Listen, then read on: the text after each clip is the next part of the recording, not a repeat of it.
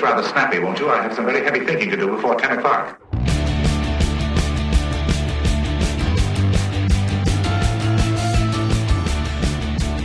Hey, it's Get It Right Texoma. Welcome. Glad to have you back. Welcome back to our program, everybody. I'm Mike Hendren. This is Terry McAdams, Trey over there. Glad to have you along for the ride once again. And our mission here is to try to inform you and entertain you a little bit. We do focus on a lot of local events here in Texoma. For those of you that don't understand what Texoma encompasses, basically north central Texas and south central, primarily Oklahoma. That's the area that we call Texoma. Now, we do mix in some state and some national news from time to time, and we do have some guests from time to time, hopefully interesting guests at that as well. But we do thank you for taking the time to join us and take in our unique perspective of things, if you will. So anyway, and please do, share this on all the social media platforms that you're a part of. Some of you are watching on YouTube, some of you are listening on Spotify, some are listening on Apple Podcast or whatever. Is there a like button somewhere? Yeah. There's hit your like button and share button. And mostly it's on YouTube. The other ones, it's a download thing. But yeah, if you see a like button though, definitely let us know. Definitely. and leave comments. And you can go to YouTube and definitely leave comments. We've actually gotten a number of comments on there, and we want to get more, get some feedback. And we're working on a website, but we do have a website if you want to go there, by the way. That's getitrighttexoma.com. Yes. And if you go there, you'll see all the episodes on audio, and it'll take you the links to subscribe on your particular platform that you like. So it is evolving. Yes. The website is evolving. Basically, everybody sitting at this table has other jobs besides this. I wish this was the only thing we had to do. I wish we could all make a living off of this. I really do. It doesn't pay the bills. No, it doesn't. It doesn't. Not yet. But we're gonna get into Rogan territory yet. I just feel it. Didn't even buy a cup of coffee yet. So. Yeah, I was gonna say. But not even in Rogaine territory yet. Oh man, so you had to go there, didn't you? Anyway, well, thank you very much for joining us. By the way, the program is brought to you in part by Eddie Hills Fun Cycles at 401 North Scott, downtown Wichita Falls since 1966. Eddie Hills Funcycles.com and Hustler Mowers too. That's right. And it's that time of year. Zero turn. So if you're trust me. If you live in this part of the world, your grass is still going to grow. Yeah. It's not only growing like crazy, it's going to grow for a while because the ground is still going to be moist for a while. Yeah. Even if it stops raining today, the ground is still going to be moist for a while. That moisture is going to be retained in that grass, especially that Bermuda and stuff like that. It's going to grow for a while. I think we're going to have a great growing season well deep into summer for sure. Also brought to you by Lolly and Pop Sweet Shop. Had to stop and think for just a second. Yeah. Lolly and Pop Sweet Shop, lpsweet.com, the website. You can find us on Facebook at Lolly and Pops, and Lolly is spelled Lollie, and Pops Sweet Shop. Again, lpsweet.com. And MacTech Solutions. We are recording this podcast in the MacTech Solutions podcast studio here in Wichita Falls, Texas, located at 4020 Ray Road, Suite 3B, mactech-solutions.com. And if you are in need of anything, basically anything tech-related, especially if it's an Apple product, everything but the iPhone, it's the only thing they don't sell Apple-related, you can find it right here at MacTech Solutions. If you need service for your Apple device, you can get it done right here. It's got an Apple logo on it. We handle it. You can fix it. That's it. You can rectify it. Well, hey, we got a couple things coming up here. Texas Ranch Roundup is coming up July 19th and 20th. Casey Donahue's going to be performing. Tickets are on sale right now. I think he just performs one night, though. Yeah, just I think it's the 20th, I'm sure. I think it's the 20th. Yeah, I think it is. I think it's the second night. If you've never been to a Texas Ranch Roundup, the Ranch Roundup is different than a rodeo. Yeah. It's similar that there's a bunch of cowboys out there and there's a bunch of people out there and it's out. It has to do with cattle and horses and that sort of thing. But Ranch Roundup is kind of like the rodeo came from the old cowboy days. Yep. It's bucking broncs. Nobody rode a bull on a. I mean that was kind of that was kind of a derivative because nobody had no reason to really ride a bull. Yeah. But you did have a reason to ride bucking broncs and that sort of thing. You had a reason to rope and that sort of thing. But this is more directly related to what cowboys do Every day. Cowboys do on a daily basis. Well, the wild cow ranch milking is a little different. Not everybody milks wild cows. That's a little different. No. Okay. But it's really interesting to see insight of working cowboys. And yes, there are still people that are cowboys. That's what they do for a living, day in and day out, and that's what they do. And so it's a neat event. I'll tell you what, them city folks, they learn the difference in cows and bulls when they get there and try to milk a bull. Yeah. Yeah. You learn real quick. Yeah, exactly. Just saying. Got a gun show coming up July 27th and 28th. That's going to be a Saturday, Sunday, I believe, if I'm not mistaken. And this is the gun show, right? Yes, it is. This is the one. This is the one to be at. It will be a huge show. The summer shows usually do really well, I think. July 27th and 28th at the Wichita Falls Multipurpose Event Center. Right. I'm assuming it will once again be in the Ray Clymer Exhibit Hall. Yes, I'm sure as it usually is. Here in Wichita Falls, again, gun show July 27th and 28th. The next one we're not doing that next one right now. So just go past that.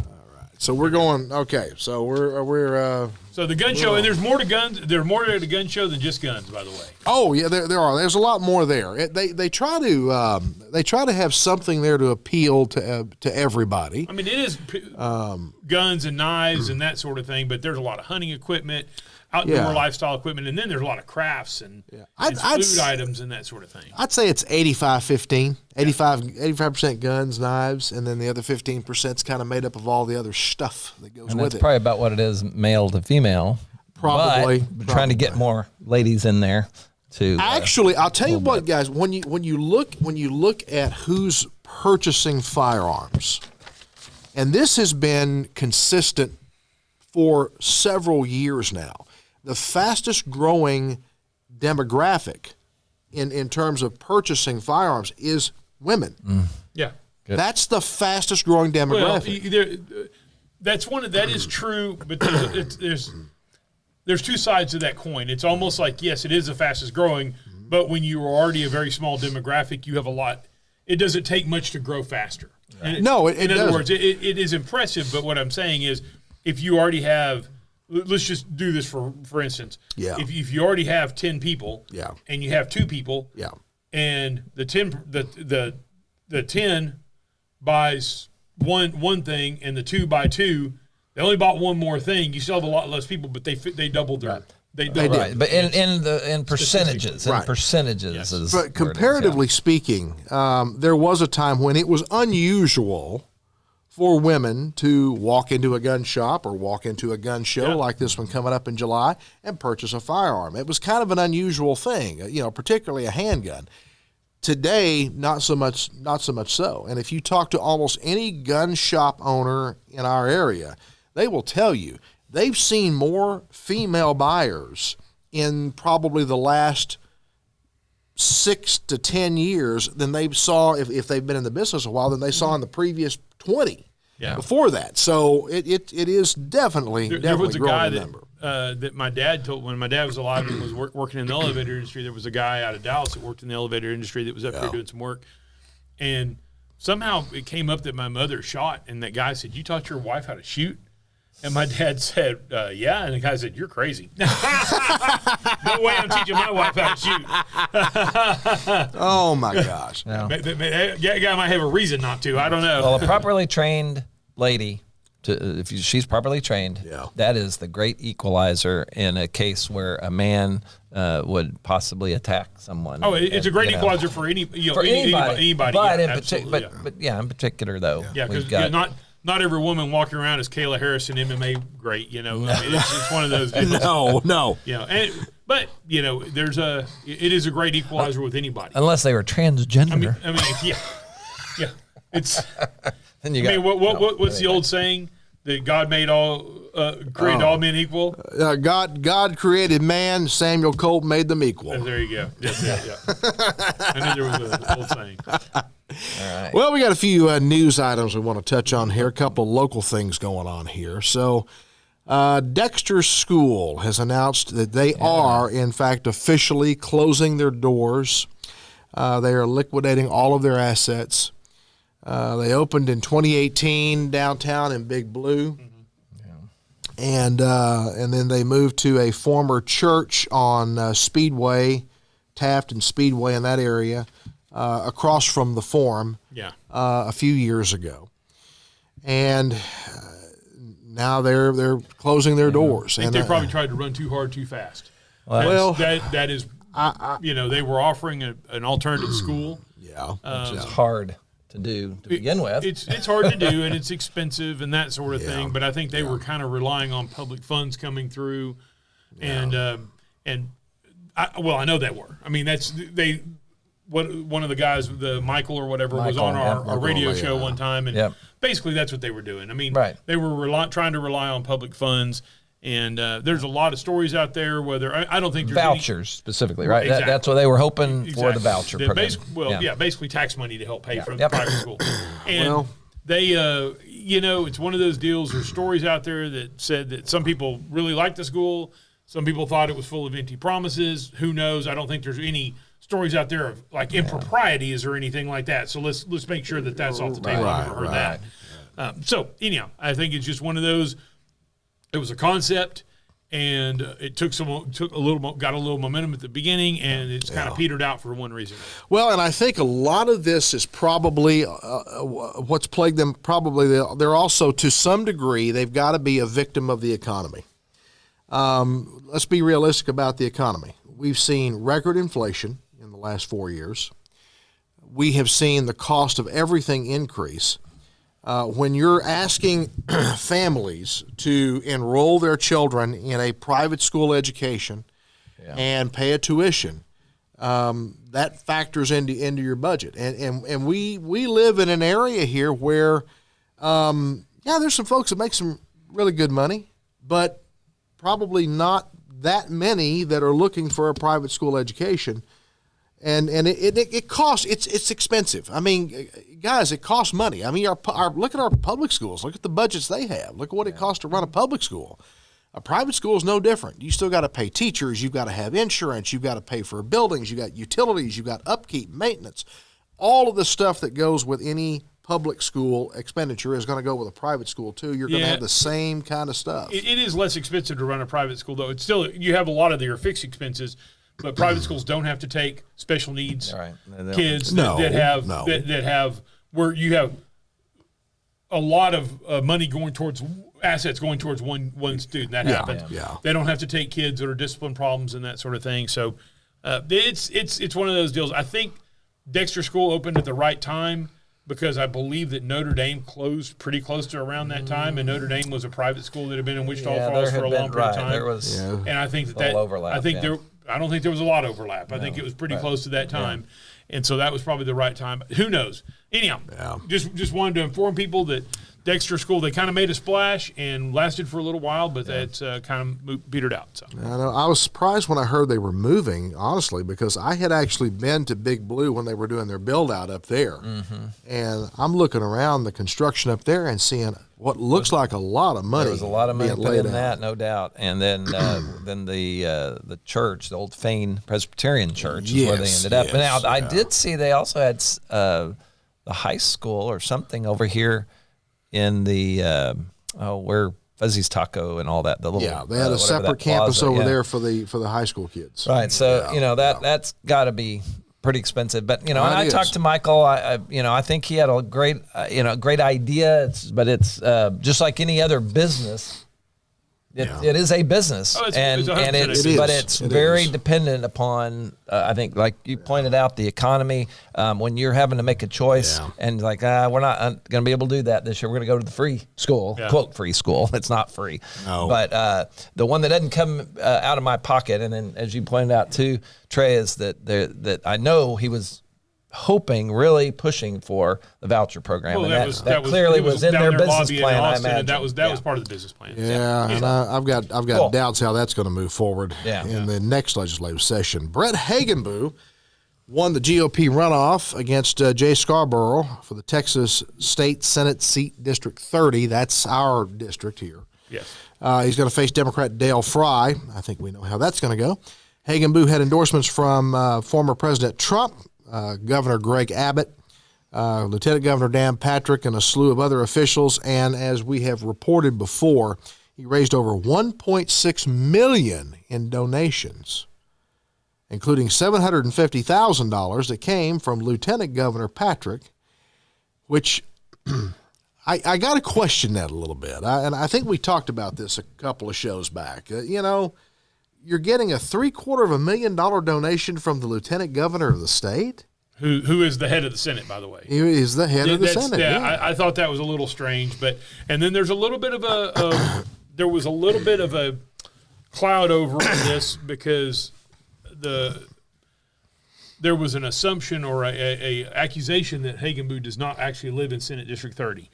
And if you're an elected official, whether it's school board, city council, county, or anything, you have to live in the area where you. That's the whole point of local politics. You live where you. Right, you must be a resident. Yeah. Even if you're a U.S. congressman, you have to still live in that district, even though you technically live in Austin or in Washington half the time. Or right, the time right. So. But you've got to have a residence within that district. Exactly. So, but anyhow. He's barely within our district. Exactly. But so anyhow, we're going to see about possibly having him on. To think that Dale Fry is going to put up a big fight would be pretty remarkable. Guys, I don't see Fry making a dent in this. No, I mean in this part of the country. No. When's the last time a Democrat was elected to really anything? But 40 years ago. Yeah. Well. He was our state representative for a little while. Dave Farabee. Yeah. But he was a legacy. Yeah, his dad is serving. His dad is a legacy Democrat. David's a very conservative Democrat. Well, and I was going to say they came from a different era of Democrats. Yes, the Democrats of the Farabee era are not the Democrats of today. It is in no way an apples to apples comparison whatsoever. The old joke used to be a Texas Democrat is much more conservative than a New York Republican. Oh, no kidding. I mean, that's. I will tell you, and this is the truth. Where we live here in North Central Texas, very conservative area, but there was a time, and we're talking 40, 45 years ago. So we're talking fairly recent history as time goes, fairly recent. There was a time here where if you weren't a Democrat, you couldn't get elected. Oh yeah, you could not get elected. And it's kind of the opposite now. It's local. About 30 or 35 years ago, things started flipping, and back in the mid 90s when we had the big Republican shift, right? Here in this area. And it's like everybody in the courthouse suddenly is Republican. Right. Which, by the way, I'm against. I think that the political party should start at the state level. I don't think it should be the county level. I don't think it should be the city level. Yeah. And I don't believe it should be school district. And it is not city and school district. Yeah, city and school district level, you don't have to declare party affiliation. But I don't think you should at county either. Yeah, and that's a constitutional thing. Though. I know. I think that ought to be changed in the Constitution. I think county party should be taken out. It should start at the state level, state and national, federal. That's my opinion. Yeah. By the way, to go along with this, now we talked about school vouchers. Part of this was over school vouchers. Dan Patrick and Governor Abbott are really pushing for school vouchers, and Hagenbu and Scarborough both were for school vouchers as well. Right. Interestingly enough, Texas current speaker Dade Phelan, I believe he's out in deep South Texas. He is like in Orange, Texas, I believe, in that area. Yes, was barely won his runoff election. But Abbott and Patrick and Trump and everybody else endorsed his opponent. Yeah. So they were going to full court press to get rid of Dade Phelan, and he won by less than 400 votes. It was like. And who knows if he's going to be the Speaker of the House again? Well, and I'm going to tell you right now, there's a lot of people that do not want him for Speaker. They think he's too liberal, he's too left of center.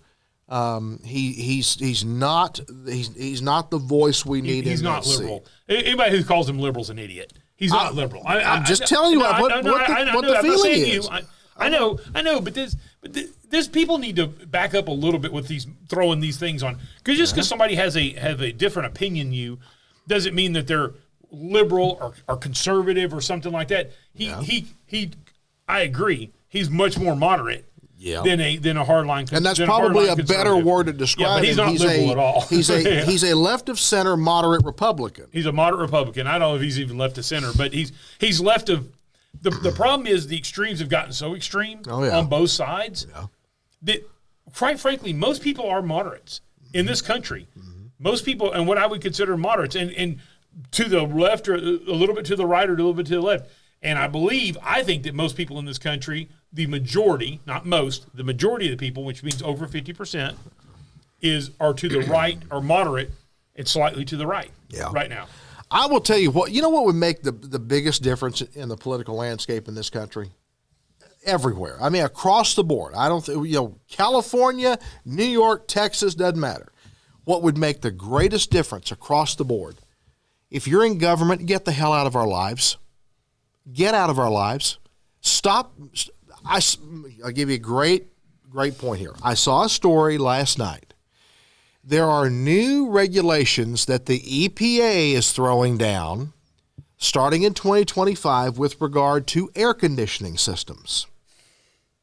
Wow. So another refrigerant change? The R134A refrigerant, which is replaced an older refrigerant many, many years ago, that's going away. They're going to go to more eco-friendly refrigerants. All this is another way of saying, hey, we're from the government, and we're here to screw something else up that we know absolutely nothing about just so we can justify some highly overpaid appointed bureaucrat's salary. You're welcome. That's all that says. Congress in Washington, legislature in Austin, you want to do something great for the people?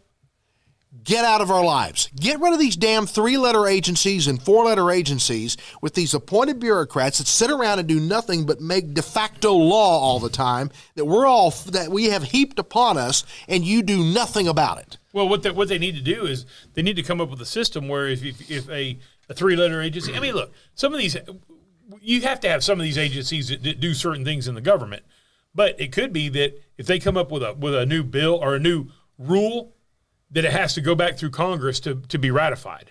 Yeah. In other words, so that way it is voted on by the people's representatives. But you've got in this case with these new regulations on air conditioning. Now you've got an agency that none of us, we didn't get to vote for any of these people. Nope. We didn't select any of these people. They make a rule. It becomes a de facto law that we are forced to follow. And oh, by the way, it's going to cost you more money. Well, that's where I have the problem. I have the problem is these government agencies, the EPA, for instance. Yep. Okay, we want to change the rule on refrigerant. Yep. Okay, so we're going to write up our proposal. We're going to take it to Congress, and Congress is going to vote on it. If it's voted down, it's voted down. If it's voted up, it's voted up. Yep. But that way, at least people have the American public's elected representatives do have a final say-so on whether a rule happens. You're right, because it becomes what's called de facto law. Yeah, and it's stupid. It's just stupid. Well, would also that if we did have a balanced budget amendment on the books, that a lot of things would be taken care of inherently, and assuming we follow the law. Turn limits, right? But it would, to me, if we have to pass legislation just to increase the debt limit, and we're following the law to do that, but we're increasing the debt limit. But if we had it where no, you can't unless you cut something over here or figure out a way to get more income. Now, if that involves raising taxes, then if that's what it has to be for a particular thing, that's what it has to be. But let's all fight it out, and when that last dollar is spent. We all agree with it. We have our last $1 million, whatever, and you win, great. If I win, and we move on, and we try to fight it another time. Yeah, I agree that, and that's the thing. You and if you have to if you feel like it has to be done, you have to raise taxes. Fine, but you have to have the balls to raise the taxes, vote, and then go back to your constituents and say, okay, I raised the taxes, and here's why I did exactly. Yep. Instead of hiding behind stuff. We talked our last episode. We talked a little bit about the Trump verdict. Former President Donald Trump convicted on 34 felony counts in New York in a sham trial. Which guys, it was a sham. I don't care. There's no other way to characterize it. This whole thing was contrived. They had to do a lot of twisting and contorting to get to these 34 felony charges. They really did. This was it was a political hit job. I mean, come on, let's call it what it was. It was a political hit job, plain and simple. He got a huge. So he shows up at a UFC fight. Yeah, Saturday night. Now we're recording this on the 4th, so this would have been the 1st. Right. Yeah, June 1st. June 1st, so the day after the verdict. Yeah, it was a huge pay-per-view fight. It was in New Jersey, by the way. Yeah. So it wasn't like it was in Texas. Right. He shows up at this UFC fight. The crowd goes wild. Absolutely nuts. When he comes in, he walks in with Dana White, and the crowd goes berserk. They do. And there were fighters that walked over to him, shook hands with him, greeted him. Yeah.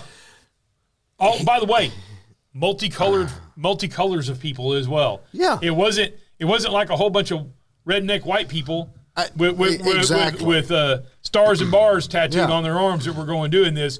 There were Hispanic people in the crowd, black people in the crowd, white people in the crowd. Right. There were women in the crowd, men in the crowd. I mean, it didn't matter. There was Asians in the crowd, and there were fighters that went over to him and that sort of thing. It just goes to show you that he has a lot of following out there amongst the people. He has a lot of appeal. And I tell you what, I fall back on something I said about the guy in 2016. I think part of his appeal with people is he's not one of them. And he's still not viewed as one of them. Oh, yeah. He's still viewed as an elite. As an elite. In spite of the fact that he, wears a suit that costs more than my whole wardrobe, okay? The guy still comes off sounding and looking a whole lot more like us than he does them. He doesn't look like the typical Washington, D.C., that side of the Potomac suit that the rest of them do. And I think that's a big part of his appeal with people is the fact that he looks and sounds and reacts a lot like you would. Well, he grew up in the construction business. Yeah. Yes, he was at the top, and he was in that. But when you are a construction person, you're building buildings. Yeah. You're not sitting in an office with your feet up on the table. If you're a good businessman, you're not sitting in an office with feet on the table and letting everybody else handle anything. Right. You're on construction sites. You're talking to contractors. You're talking to workers. You're talking to a lot of people. Yeah. Oh, by the way, guys. These horrible riots that happened. We need to talk about that. The crazy riots, all the riots that happened after the Trump verdict. They burned New York City to the ground. Not. Yeah, this didn't happen. This is insane. So this guy, by the way, Mike's sentiment on this is the sentiment of millions and millions and millions of people across the country. Yeah. This was a sham trial. Yeah. It was a bullshit deal. We kind of talked about this in detail on one of our shows. Yeah. The Trey Gowdy, once again, I'm going to steal from Trey Gowdy. The whole thing was set up for a guilty verdict. Yeah. The jury almost had no way they could come back without a guilty verdict. Trey Gowdy's words were, the jury instructions by the judge were a roadmap to a guilty verdict. Yeah. Those were his words. And Trey Gowdy's, even though he's weird looking, getting weirder looking by the day, he's really sharp, and he's a sharp prosecutor. Yep. So there's millions and millions of people across the country who think that it's a sham, that are upset about the verdict, that thinks it's total other bullshit, and have not heard one report of a riot, a disturbance, nothing. The closest was when Robert De Niro. They had a little scuff, but that was but that was Robert De Niro. Yeah, it wasn't somebody that picked it because it was a guilty verdict. It was just words, and it was De Niro. It was actually before the verdict as well. Right. No, post verdict. No, I know. Post verdict. So all this, the closest that I could see. I have gone back. Keep talking about January 6th. Oh, okay. God, I'm sick of hearing about it. So where's all this right? There's millions of people that are upset. Yeah. If we can all agree, there's millions and millions of people that are upset about this verdict. They think it's bullshit, and nobody's taking to the streets. Well, nobody's burning anything down. The whole thing with De Niro, I've gone back and watched that video over and over again. I found what I think is the complete video of his little dissertation that he gave out there on the street. Ugh. He knew exactly who was in that crowd.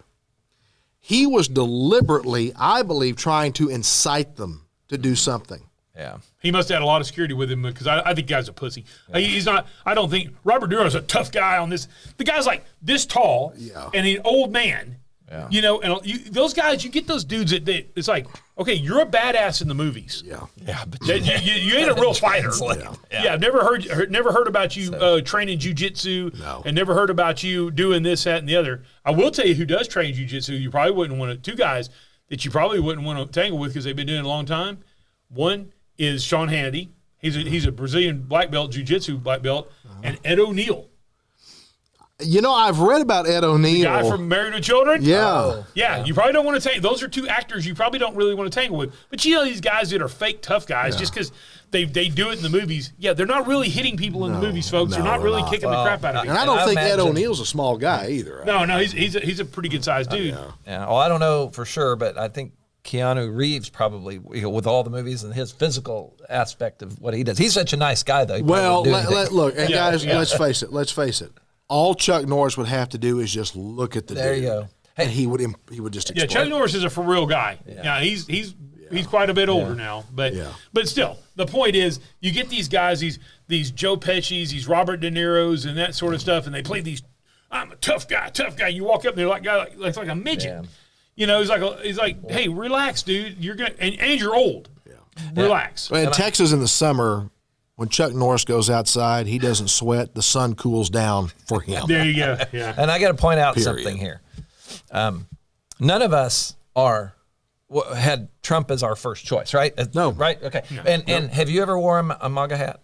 Never owned one. Have you? No, I hadn't either. So my point with all that is that you're getting this opinion, and yes, we're conservative. We have our beliefs. We agree with most of his policies and that. We don't like his tactics and how he treats other people and talks about them. But again, on balance, if that's our choice, that's our choice. Yeah. But just know that none of us are Trumpers by any means. We're just trying to lay out and what's fair, what's right.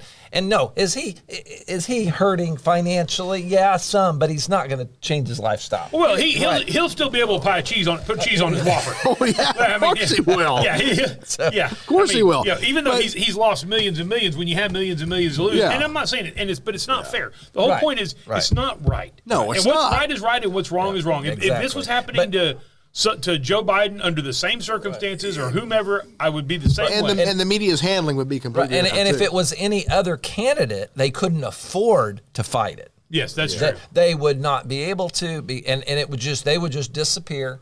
And he's not going to disappear. By the way, so instead of people going out rioting, looks like people got on their computer and started making donations. Yeah, holy smokes! Right. That's what happened. The last number I saw was 56 million in about 36 hours. Yeah.